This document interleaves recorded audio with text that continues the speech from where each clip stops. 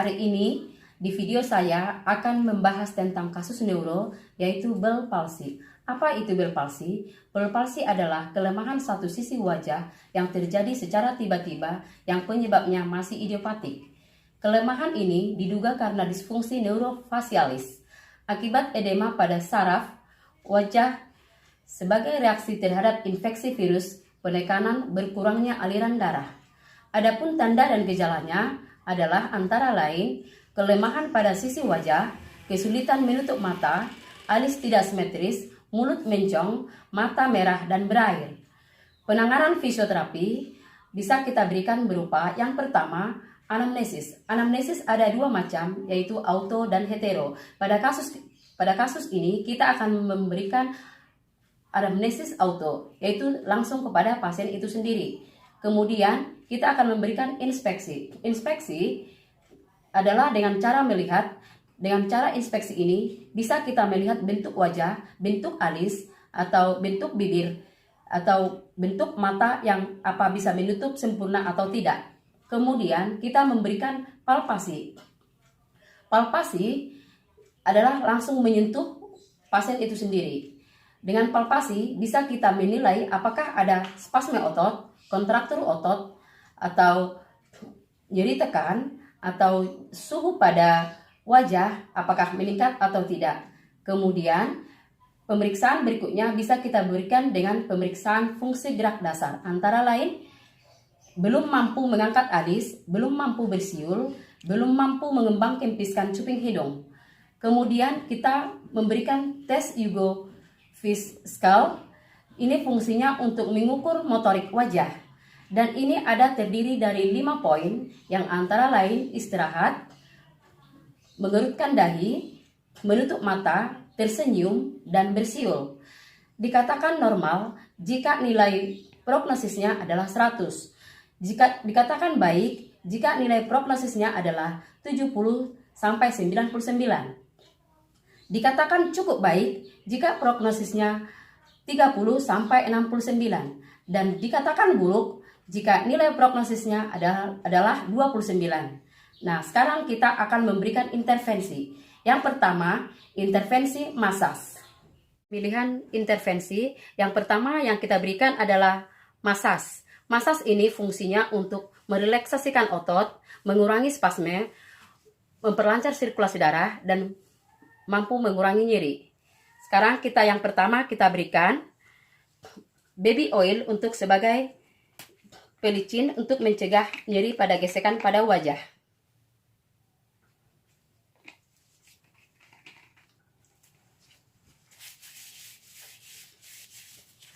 Kemudian kita mengusapkan semua ke seluruh wajah dengan cara stroking.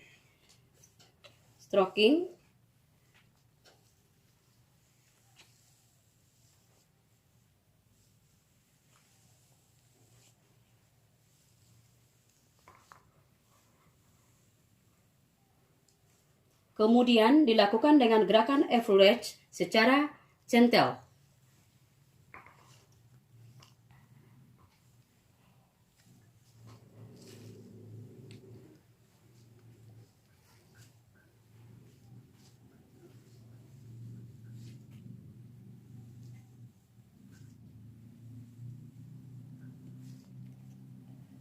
Kemudian kita lanjutkan dengan pemberian gerakan berputar pada jari.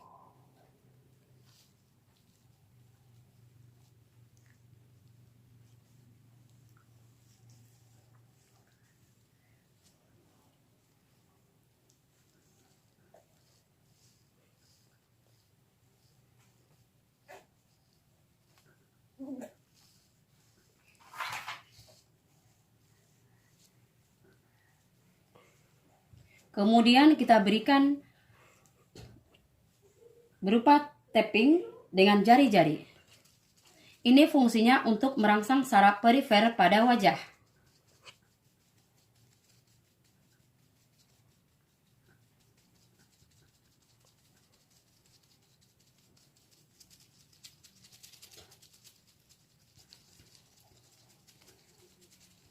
Dan yang terakhir, kita kembali melakukan gerakan Florence.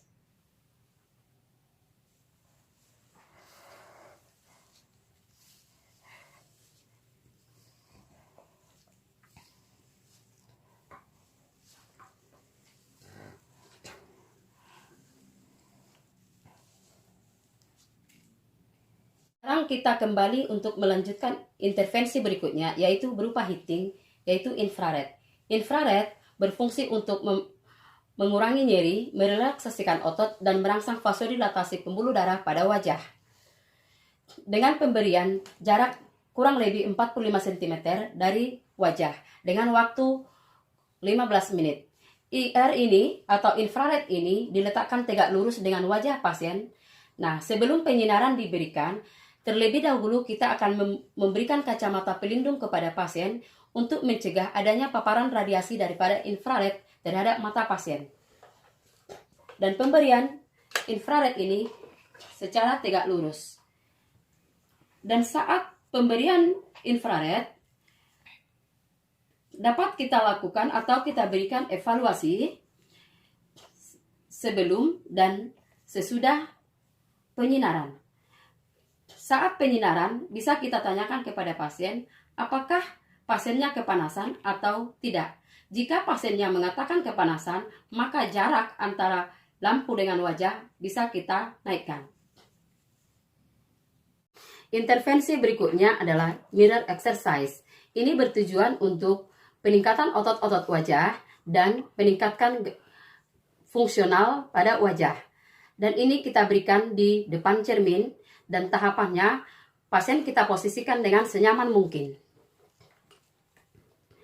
Pasien kita anjurkan dengan tersenyum dengan menampakkan gigi. Kemudian pasien kita anjurkan dengan tersenyum dengan tidak menampakkan gigi. Kemudian pasien kita anjurkan untuk tersenyum ke kiri dan ke kanan. Kemudian pasien kita suruh untuk mengucapkan huruf A. A. Kemudian pasien kita suruh untuk menggembungkan kedua pipi. Kemudian pasien kita anjurkan untuk tersenyum ke satu sisi otot elevator oculi oris. Kemudian kita anjurkan pasien untuk membuka mata dengan lebar. Dan selanjutnya pasien kita suruh untuk mengerutkan dahi. Kemudian pasien kita suruh untuk mengangkat alis. Dan kemudian gerakan dagu ke bawah dengan cara menarik sampai ke bawah tanpa bibir terbuka dan rasakan otot leher tertarik. Dan yang terakhir adalah kita menganjurkan pasiennya untuk buka rahang bawah.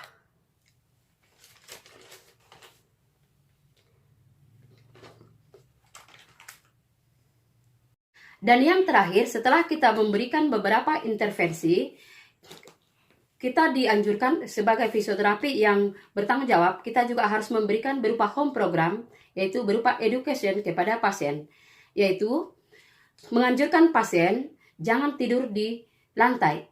Dan kemudian di saat tidur, jangan tidur dengan menggunakan kipas angin dan AC.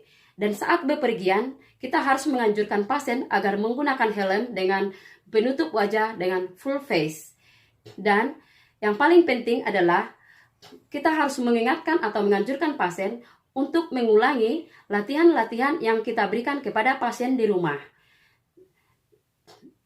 Demikianlah pemaparan saya dalam video ini tentang kasus neuro, yaitu Bell's palsy.